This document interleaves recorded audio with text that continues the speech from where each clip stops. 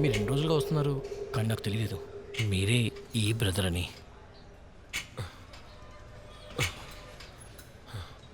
మీరంత క్లోజ్గా ఉన్నారా? లేదు, జస్ట్ ఒక హాయ్ బాయ్. ఇవా నా సిస్టర్ ఫ్రెండ్. ఓ,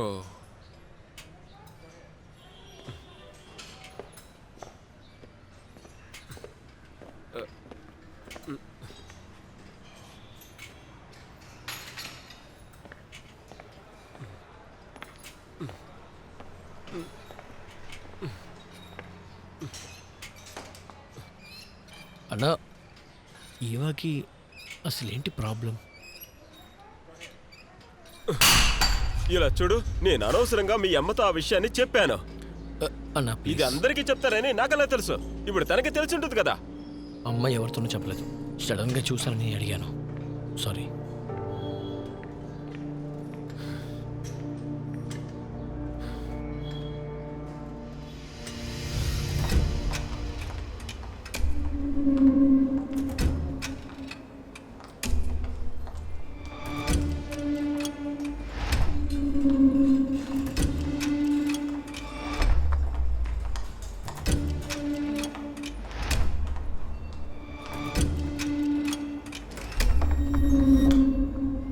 ఏంటి ఇక్కడ?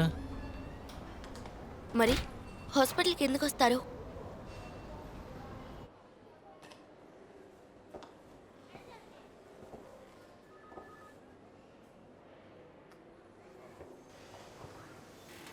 నువ్వు టెన్షన్గా ఉన్నట్టున్నావు. నన్ను ఫాలో చేస్తున్నావా? లేదు. అబద్ధం చెప్పుకో. అయ్యో, అయ్యప్ప మీద ఒట్టేసి చెప్తున్నా, నేను నా ఫ్రెండ్ని చూడడానికే వచ్చాను. నిజంగానా? ప్రామిస్. ఆ తాగు, ఆరిపోతున్నావు. తాగు. ఇంకా ఇంకా చెప్పు. చెప్పు. చెప్పు.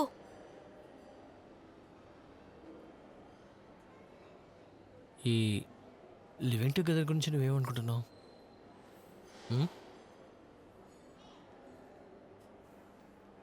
నా దగ్గర అడుగుతున్నావా? ఆ. హే, నీకు వేరే పని లేదా? ఎందుకే చెప్పు చెప్పు అన్నావా? ఆ రోజు ఇంట్లో ఇదే చెప్పాలని వచ్చావా?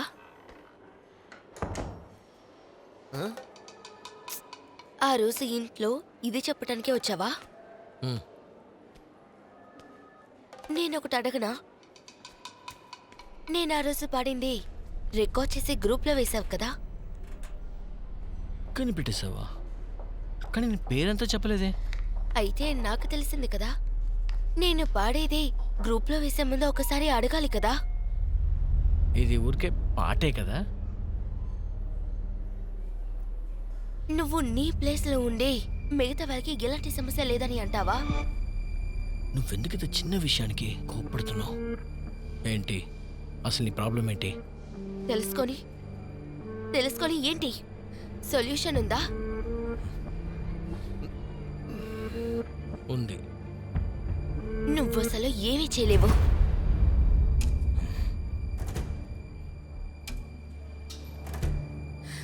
మరా, నాకు నువ్వంటే కొంచెం ఇష్టం, కానీ నువ్వు అనుకున్నట్టే ఏం లేదు. లస్ట్ అనిపించే ఒక విషయం అది వదిలేసి లవ్ చేసే అలాంటి ఐడియా నాకు అసలు లేదు. ఇంకా నీ దగ్గర అనిపించలేదు. ఇంకా నువ్వు నన్ను ముట్టుకున్నా కూడా నాకు ఎలాంటి ఫీలింగ్ రాదు. అర్థమైందా? సో అంత దీంతో ఆపుకో.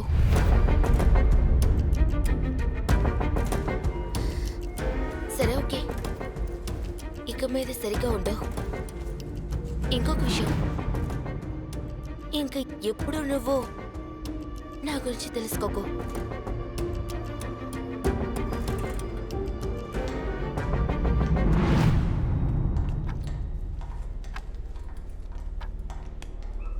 సెట్ చేసుకున్నావు కదా.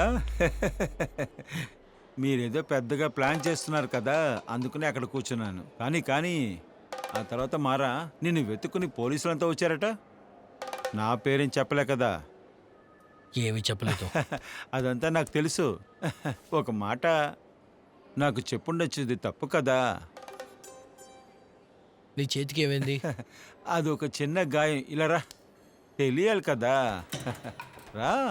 సరే, నీ దగ్గర 2000 ఉంటే ఇవ్వు, బిల్లు కట్టాలి. నీ చేతికి ఏమైందో చెప్పు. అది ఒకడు నరికేశాడు కత్తితో. ఆ? ఇంటి పక్కనున్న వాడేలే. ఇంట్లోపలికి వెళ్ళి 2 మిరపకాయలు కోసాను.